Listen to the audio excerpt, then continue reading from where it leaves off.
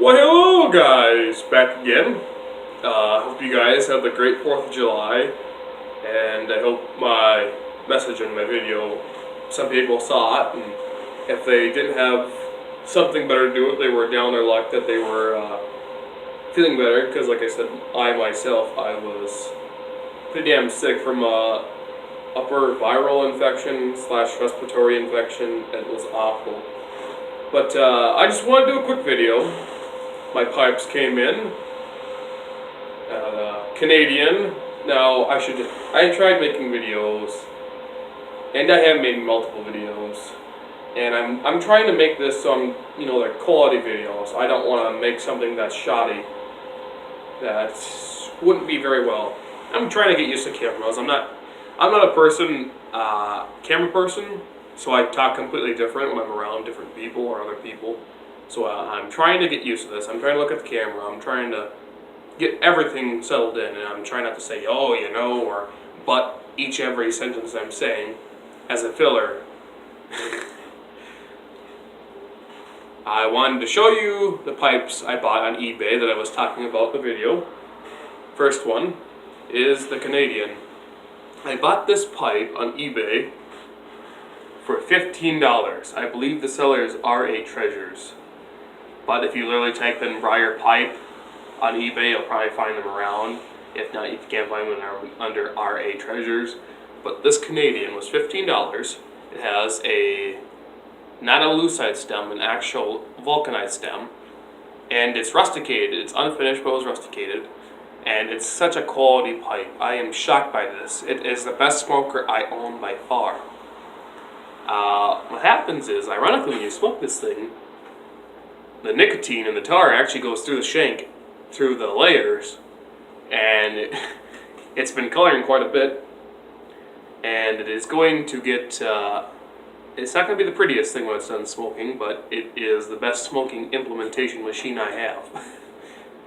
I gotta let it sit a while, but if I were you and you wanted a cheap quality pipe that you didn't care about too much, and you really wanted a good smoker, I would highly recommend these pipes that are unfinished on eBay.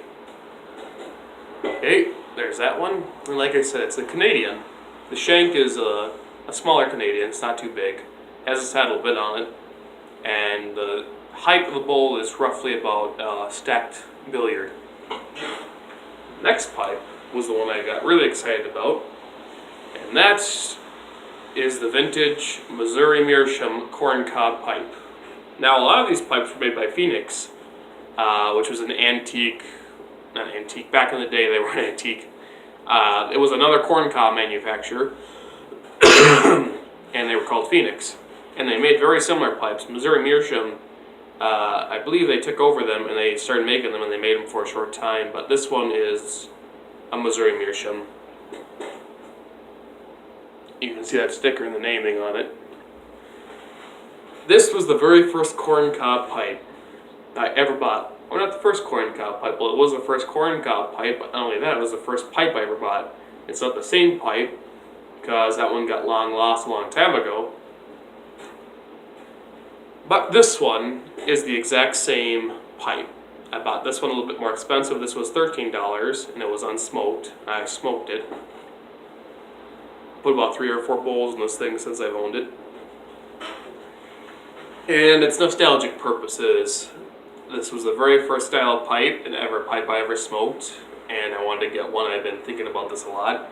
And the first tobacco I ever smoked was Middletons Cherry Blend. And I will do a review down the road. Hell, I might as well just do it now. But this pipe, this tobacco, pure nostalgia for me, because I think that people should look back of their past so they can look to the future. This pipe started my hobby much longer down the road, though, but it restarted the hobby, and it started the hobby from the very beginning. So today I have roughly 30 pipes that are smokable, from corncob pipes to $100 Savinelli to Dr. Grabel's that are $30 to $40 pipes. And that Canadian smokes better than any of the other pipes combined, probably. So I wanted to show you that. This pipe actually has a special effect where they They don't do this anymore. They haven't done it since probably like the 40s. This pipe is from the 1930s, I believe. It has a ivory stem, and what they used to do is they actually would burn the shank with a special effect. Now I think they only use an ink printer almost, just print it on. I don't know if they burn it. I don't quote me on that one, but I'm swiveling. The corn cob pipe was burnished, so you would take the pipe on the lathe with a special piece of like rubber with wood on the end, and they would actually, while it was spinning, press it against it while it was spinning and give it that burnished effect. So I'm super happy about this pipe. It started it all. Great pipe. Not gonna smoke it much, but nostalgic purposes. Okay, on to the Middletons trade weight. When I started smoking a pipe, I burnt the hell out of my mouth with this tobacco. In fact, I wasn't experienced in pipes at all, so when I was smoking it, I was just trying to keep the embers lit, so I got really bad tongue bite. So I revisited this tobacco, like a couple years ago, and it was so horrible and so dry, I had to literally throw it out, so wasted $6. So I bought it again, and I said, you know what, I've learned a lot. I have learned to smoke slower. I have learned to be more patient, and I've learned not to get frustrated with the pipe. Simply, people say, oh, you have to pack the pipe with a Frank method or this or that. I literally just fill the bowl up, tamp it down, and I'm golden. I don't want to have my pipe tamped too tightened, and I don't want it to be loose. I want it to be in between. And when it's a little bit in between loose and medium, I find I get a lot more flavor than I used to pack my pipe pretty tight, and I wouldn't get any flavor. I was just trying to get more tobacco out of it. I do it differently now. But this tobacco right here has Virginias in it, burley in it, and you can see the flakes. This is not a flake tobacco. The only way I can describe the color of this tobacco is fish food. They're literally flakes of fish food, almost like. I'll see if I can get this. I don't know how good this is going to get it in, but the camera must readjust pretty good. So that's the inside of it, and it has a very, very light cherry topping on it.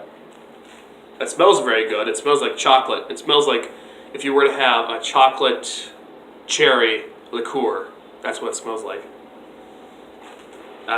When you light it up and you smoke it, it doesn't have much of a cherry taste. It has a small cherry taste in it, but the Virginias and the burley take over it quite a bit. And it's still a very enjoyable smoke. I mean, the only thing I'd worry about is some of these pouches get super dry and you would have to rehydrate it. Thank God this one did not have that problem. It was pretty moist from the get-go.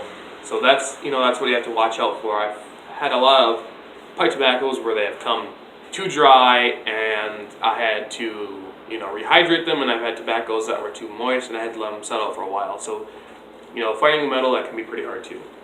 But all in all, this isn't a bad smoke. I mean, if you want something that's not too cherry and something that's not too much considered an aromatic, this will not ghost up your pipe too much, because it's still a Virginia burley mix or blend.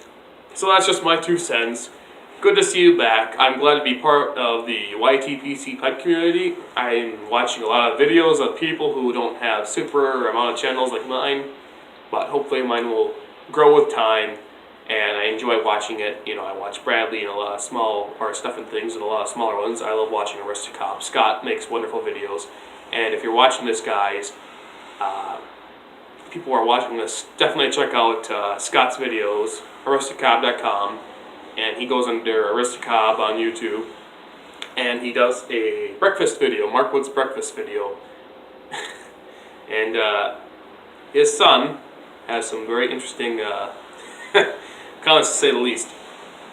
So check that out, check out other videos, and in the future, if I get more subscribers, I'll do a small video giveaway, probably a corn cob pipe, Prince Albert's. I'll figure it out down the road, if maybe a little bit nicer, I don't know. We'll figure something out down the road when I get to a certain point. It'll be something nice. Take the smaller things in life for granted, you know what I'm saying, or don't take it for granted. We are always trying to rush into things. And I think that if we take time to slow down and realize that we enjoy the smaller things, because if you look through your life in misery and you just keep going forward and you think, you know, oh, I'll be so happy when I get there. You must, you know, try to enjoy the journey there. Everything's not going to be peaches and cream every day. Some days you'll have a good day, sometimes you'll have a bad day. So I'll leave you on that note, and enjoy your pipes, gentlemen.